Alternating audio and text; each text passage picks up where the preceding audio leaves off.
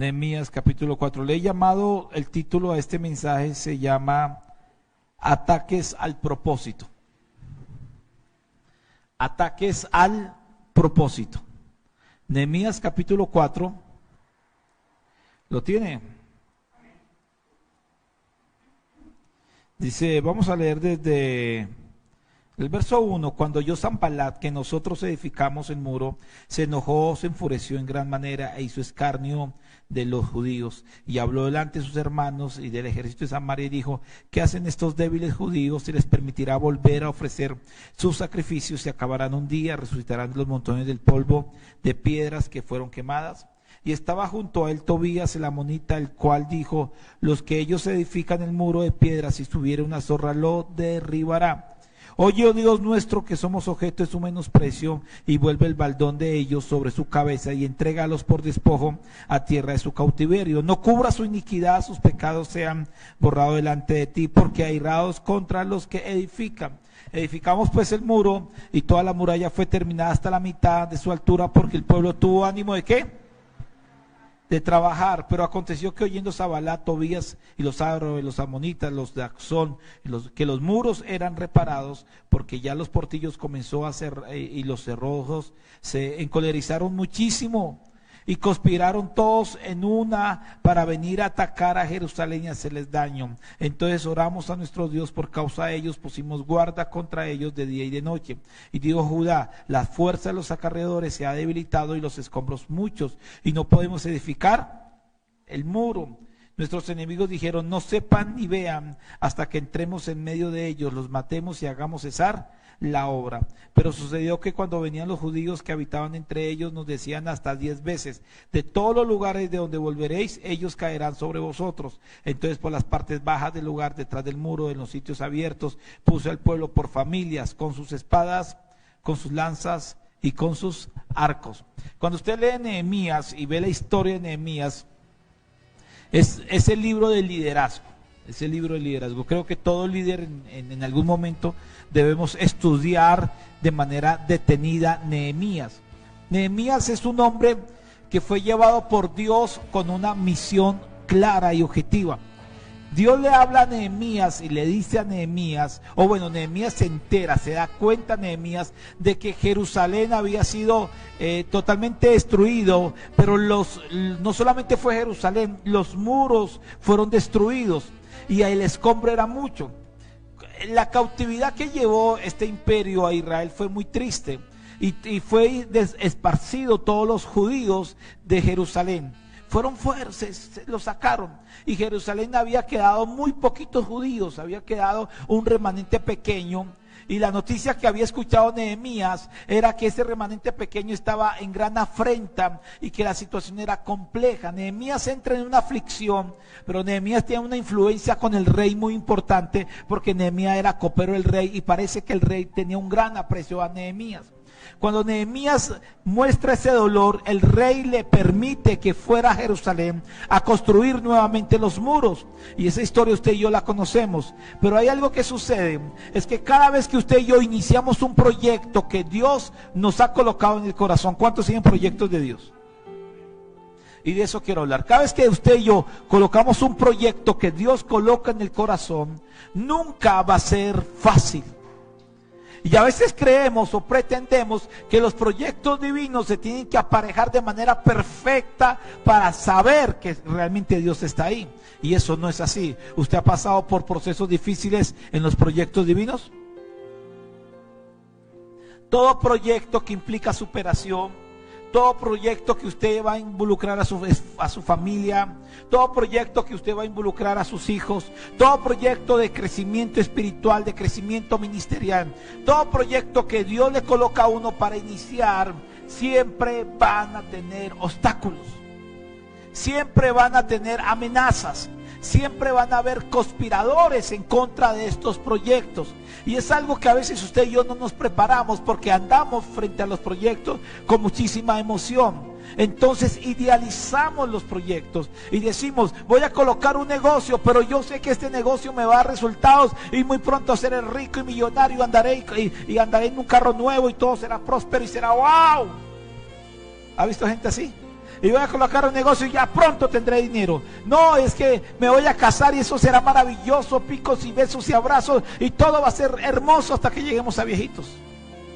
Es que voy a tener un hijo y eso es lindísimo tener hijos, porque cuando uno tiene un bebé y crece y le digan a uno papá y todo va a ser hermoso y eso va a ser lindo tener, y no voy a tener uno, voy a tener 10 hijos. ¿Cuántos quieren tener 10 hijos? Nadie dijo amén. No, es que voy a empezar a trabajar en la iglesia y voy a empezar a ser líder de la iglesia y luego voy a crecer y voy a ser pastor y voy a ser predicador, voy a viajar al mundo y eso es lindo. Y empezamos a idealizar y nuestra mente tiene esa capacidad de ver una parte romántica en todo aspecto. Y empezamos a ver la parte romántica, así todo saldrá bien. Es que este proyecto que yo inicio, todo saldrá bonito. Esto que yo comienzo, todo será hermoso. Y la verdad, la realidad es que no es así. Todo proyecto espiritual, todo proyecto grande, todo proyecto que Dios le coloca a uno, todo lo que implique crecimiento, todo lo que implique avanzar, hay realidades, que usted y yo tenemos que empezar a vivir. Y esas realidades tienen que ver especialmente con los obstáculos o los ataques que vienen a estos proyectos. Nada, Jesús le dijo al apóstol Pablo, a Saulo, decía: te voy a enseñar a padecer por mi obra, por mi causa. Te voy a enseñar a padecer por mi causa. ¿Qué significa? De que vas a pasar por un proceso, de que servirle al Señor no es fácil. ¿Cuánto me entienden esto? Mira a la persona que tiene a su lado y dígale: servirle al Señor no es fácil.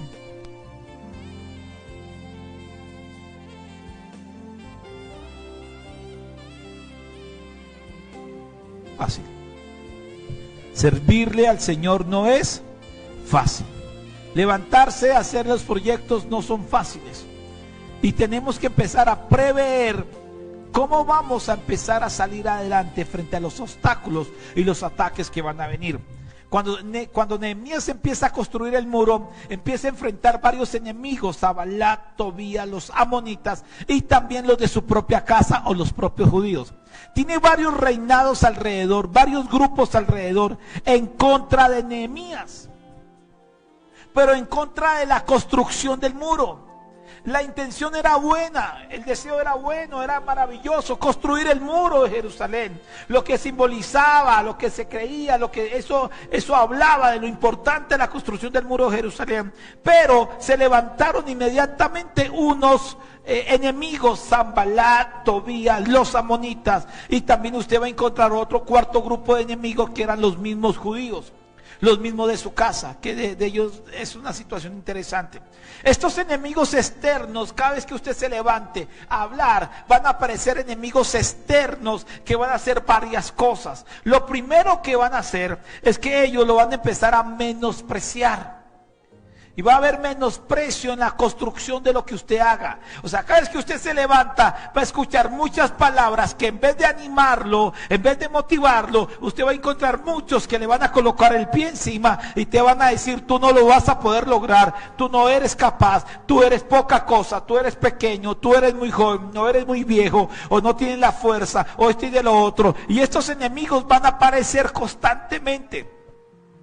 Enemigos que menosprecian la construcción. Enemigos que lo creen, que dicen, y mire lo que dice el versículo 2. Y habló delante de los hermanos del ejército de Samaria. Dijo: ¿qué hacen estos débiles judíos? ¿Cómo trató a los judíos? Débiles. Dice: ¿se le va a permitir volver a construir? Dijo: no. Y ellos empiezan a menospreciar y a decir: son débiles, no van a poder lograrlo. Y mire lo que sucede cada vez que usted y yo vamos a construir algo. Quiero que se prepare, porque en este nuevo comienzo, en este nuevo tiempo, en esta nueva temporada que Dios nos está permitiendo, van a aparecer palabras que te van a menospreciar. Van a aparecer personas que te van a menospreciar. Vamos a tener enemigos externos que nos van, en vez de animar, nos van a colocar el pie encima y nos van a querer aplastar. Yo le pregunto una cosa: ¿usted está preparado para eso? ¿Está preparado para escuchar el menosprecio? ¿Está preparado para escuchar la crítica? ¿Está preparado para escuchar que te consideran débil o te consideran poca cosa? ¿Estás preparado para que te miren por debajo del hombro y te digan tú no lo vas a poder lograr? ¿Estás preparado para recibir esos insultos o ese menosprecio a tu alrededor? Y es algo que a veces usted y yo no estamos listos, pero quiero hoy que se preparen, porque hoy le quiero dar una advertencia. Usted va a recibir menosprecios. Nadie dijo amén. Eso no, es que los menosprecios no los queremos. Los menosprecios no los queremos. Pero ¿qué hacemos para estar preparados en esa área? Que a mí me encanta esto, porque Nehemías empezó a contradecir, a decir esto no es así. Eso no es cierto. Él hablaba y animaba a su pueblo y le decía, está bien lo que piensen, pero nosotros sí vamos a salir. Y empezó a listar familias y empezó a hacer todo un proceso que lo vamos a ver más adelante de protección. Porque él dijo, no importa lo que digan. Nehemías empezó a orar y le dijo, hizo una oración que no debemos hacer nosotros, porque estamos bajo otra dispensación. Pero la oración de Nehemías dijo, Señor, devuélvele el baldón a esos sinvergüenzas, hijos del diablo. No le perdone ninguno de los pecados, Señor. Mira todo lo que están diciendo, esas afrentas que tienen. Mejor dicho, la venganza es tuya. No es la oración del cristiano, pero sí era la oración de Nehemías. Esa oración, por favor, dentro de la formación nunca la hagan. Hay gente que hace esta oración, devuélvele el baldón. Esta no es una oración de la nueva dispensación. Jesús enseñó, el que me pega aquí, coloque la otra. Bendecid a los que os maldicen, o sea, nunca mandarle una venganza. Pero a veces hay gente que se aferra a este texto bíblico sin mirar el contexto histórico y el contexto doctrinal, y lógicamente comete errores terribles. Pero mire esta parte. Y es fundamental entender de que tenemos que usar la oración para defendernos, no para irse en contra de ellos, sino hay que empezar a defender lo que Dios está haciendo en nosotros. O sea, si a mí alguien llega y grita y dice, es que no sirves para nada, eres que eres poca cosa, usted se levanta y usted dice, qué pena, pero yo sí sirvo. Yo soy hijo de Dios. Si alguien viene y te recuerda tu pasado, tú dices, tú puedes recordarme el pasado, pero el pasado ya no existe, porque Dios me perdonó, por su sangre me limpió y soy nueva criatura. ¿Cuántos lo creen de esa manera? Es empezar a caminar y a decir, yo tengo que estar listo, porque el menosprecio va a venir, pero yo no voy a permitir que el menosprecio me afecte. Yo siempre digo que hay que cuidarnos de dos tipos de palabras, las bonitas y las feas. Las feas hay que echarse mucho aceite, que te resbalen. Yo sé quién soy en las manos de Dios y punto. Yo sé quién soy, no importa que me menosprecien, sé para dónde voy, pero prepárese porque va a suceder. Y mucho aceite. Y de lo que hay que cuidar también, que hay que echar mucho aceite, son de las palabras bonitas. Porque el problema es que nos inflamos. Y empezamos, es que qué bonito eres, qué grande eres, qué maravilloso eres, qué poderoso eres. Wow, tú eres el cuarto de la Trinidad, eres lo wow.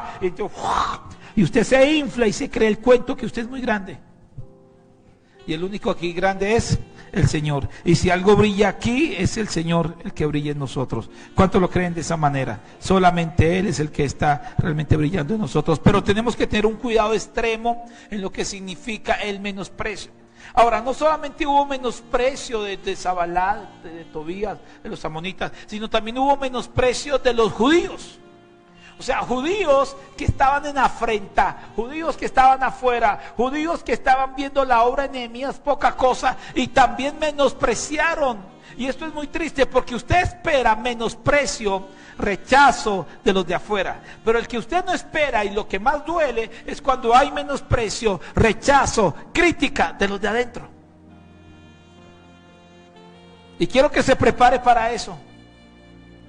Porque así como usted ha sido menospreciado externamente, también van a haber palabras de menosprecio interno. Y son las palabras que más duelen y son los momentos que más duelen. Porque está bien que afuera el que no me conoce, el que solamente vio una etapa de mi vida hace mucho tiempo, el que solamente conoce solamente una pequeña parte de mí me pueda criticar, o el que solamente se fija por las apariencias.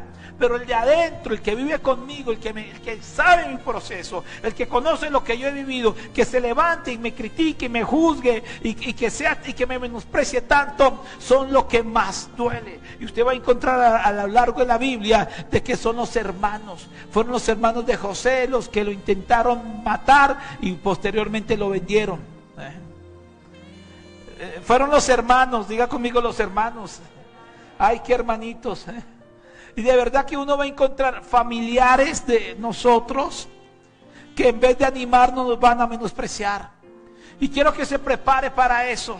Porque todo lo que usted quiera construir en Dios va a encontrar menosprecio. No solamente de los de afuera, sino va a encontrar menosprecio de los de adentro.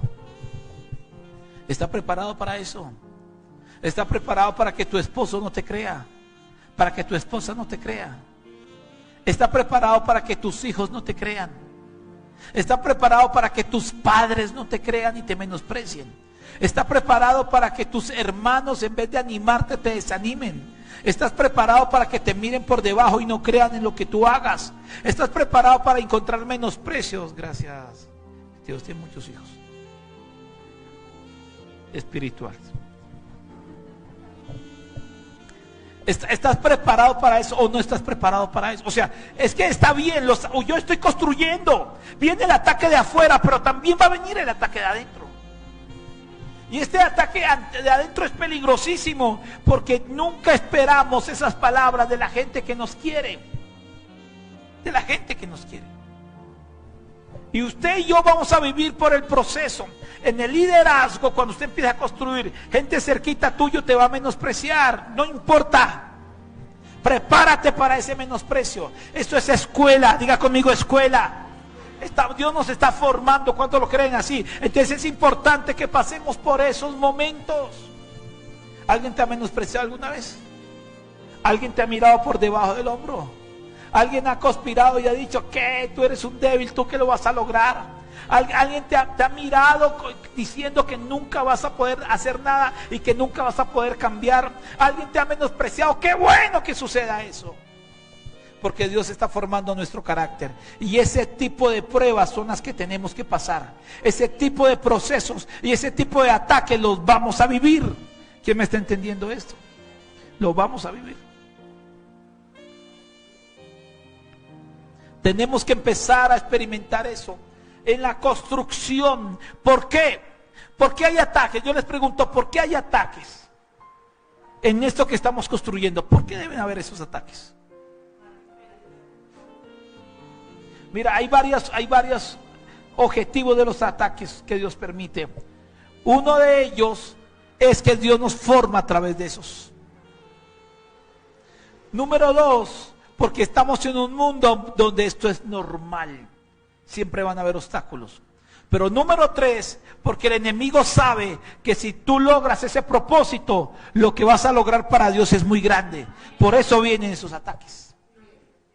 Hay ataques que vienen de la normalidad. Estamos en un mundo donde esto puede pasar. Independientemente que lo que sea, cualquier cosa puede pasar. Es normal porque Dios lo permite para formarnos. Y déjate formar por Dios. No seas hipersensible frente a los ataques. No seas inmaduro frente a los ataques. No entres en depresión, ni en tristeza, ni te pongas a llorar, ni tampoco entres en desesperación. Y ahora ya no vuelvo a hacer nada, y ya no vuelvo a servir, y y por acá, y entres cada vez que haces esas pataletas y entras en crisis, Dios más te va a procesar. Y lo otro, quiero que identifiques que hay ataques que van a llegar de parte del enemigo, que el único objetivo que tenga es que estanques tu obra. Que te estanques. Porque el enemigo sabe algo que usted debe saber, porque a veces el enemigo sabe un poquito más que nosotros. Y no debería ser así. Pero el enemigo sabe que usted y yo, el día que agarremos este ritmo y crezcamos y avancemos, lo que nosotros vamos a lograr para Dios y el reino de las tinieblas que vamos a sacar va a ser terrible. Entonces el diablo dice, yo a este no le voy a permitir que se levante. ¿Cuántos tienen un llamado por Dios? Imagínense las miles de almas que vamos a ganar dentro de un poco tiempo. Las miles de personas que vamos a sacar del mismísimo infierno, hermano. O sea, lo que vamos a sacudir a millones de personas. Por eso el diablo se va a meter para que usted no crezca y no avance en el propósito. Y ese ataque va a llegar. Y él es astuto. Y los ataques que yo encuentro aquí en Nehemías son muchos, pero solamente quiero nombrar algunos. Y tiene que ver con el menosprecio, tiene que ver con la crítica, tiene que ver con que la crítica y el menosprecio a veces salen de la misma casa y de los mismos judíos, pero posterior aún empiezan ellos a tener conspiración para impedir la obra. Sanbalat, Tobías, los amonitos, los judíos se reúnen y hacen una reunión diciendo, no solamente voy a criticarlos, no solamente los menospreciamos, sino vamos a entrar a ellos, en medio de ellos, que ellos no sepan, y vamos a estancar la obra. Mire lo que dice el versículo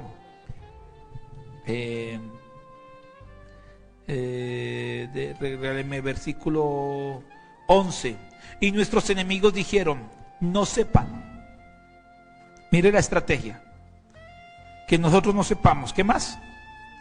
Ni vean, ni sepan, ni vean, hasta que entremos en medio de ellos, los matemos y hagamos cesar la obra. Hay una conspiración de cosas que nosotros no sabemos, ni cosas que nosotros no vemos. Pero el objetivo de ellos es que nosotros no nos enteremos hasta que entren en medio de nosotros. Nos maten y hagan cesar la obra. Mira, la conspiración del enemigo era fuertísima. Porque ellos no solamente dijeron, yo no quiero criticar, ahora sí viene un ataque directo. Pero ellos dicen, no voy a hacer un ataque de frente, sino el enemigo era muy astuto y dijeron, voy a que ellos ni se den cuenta. Y es aquí donde empieza el enemigo a batallar, y el peor ataque no son los externos. El peor ataque son los ataques que vienen de adentro, los ataques internos. Y el problema es que hay ataques internos que el enemigo dice, voy a atacarlos para que ellos, y esos ataques van a ser aparentemente ataques invisibles. Y hay cosas que el diablo empieza a sembrar de manera invisible, que el enemigo empieza a sembrar de manera invisible en medio de nosotros, hasta que estanque la obra. Porque el detalle es este, escúcheme muy bien. El objetivo del enemigo es estancar la obra. Cuando Pedro pasó por la prueba y el Señor le hizo, mira, el diablo te ha pedido para zarandearte. Bien. Pero yo he rogado por ti, dijo Jesús, para que tu fe no te falte.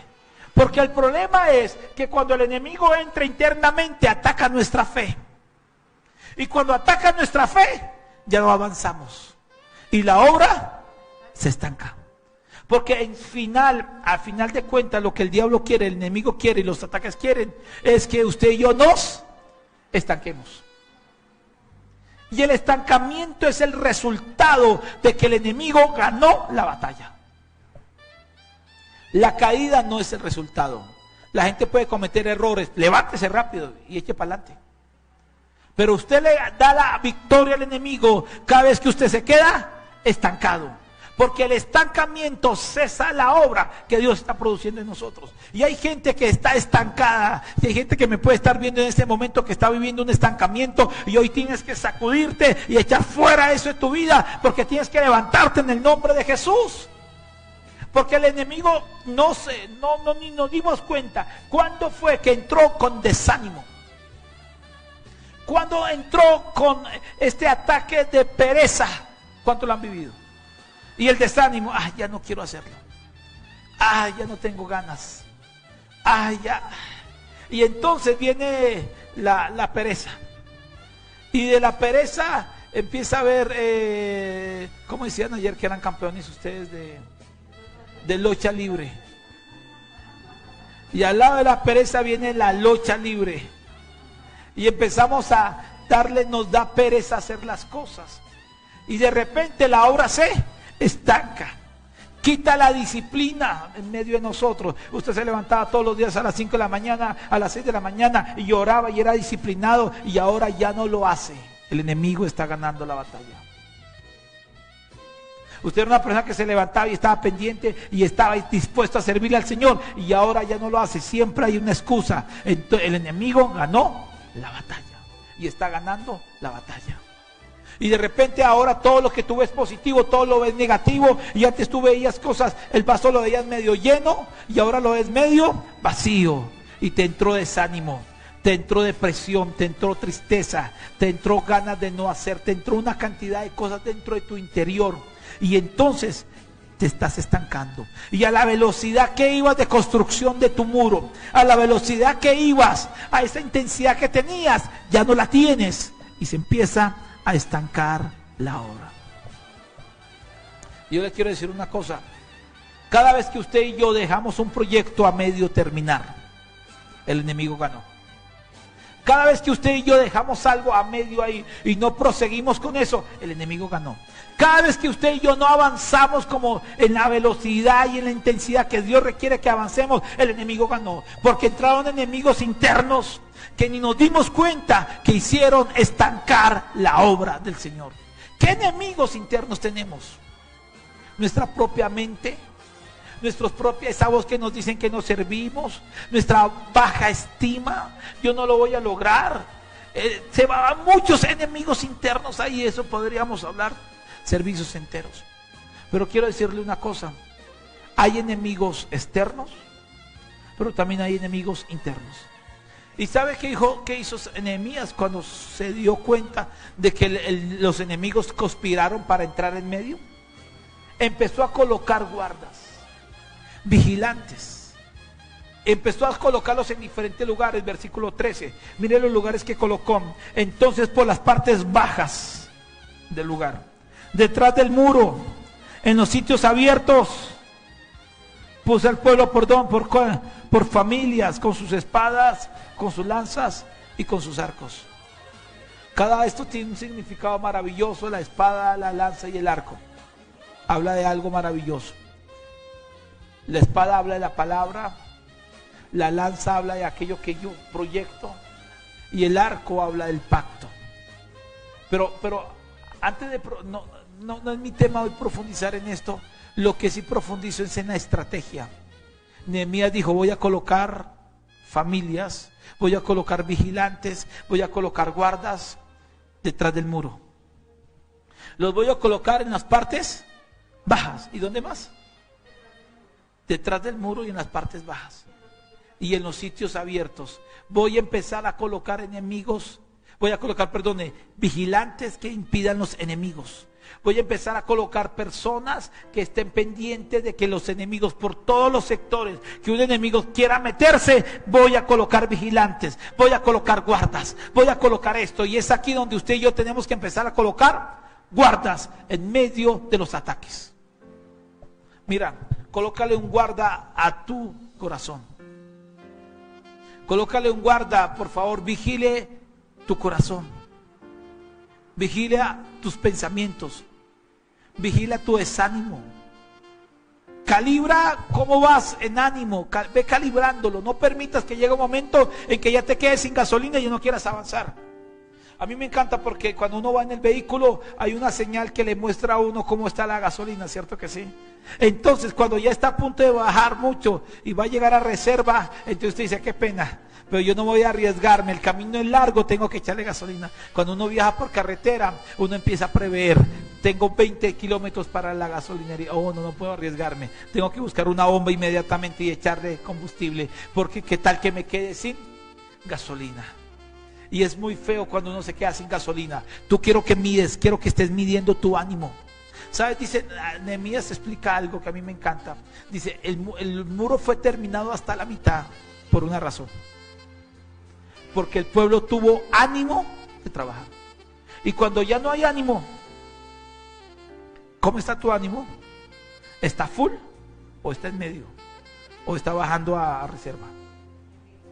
Entonces te vas a la gasolinería espiritual y a echarle gasolina, porque tu ánimo tiene que estar full.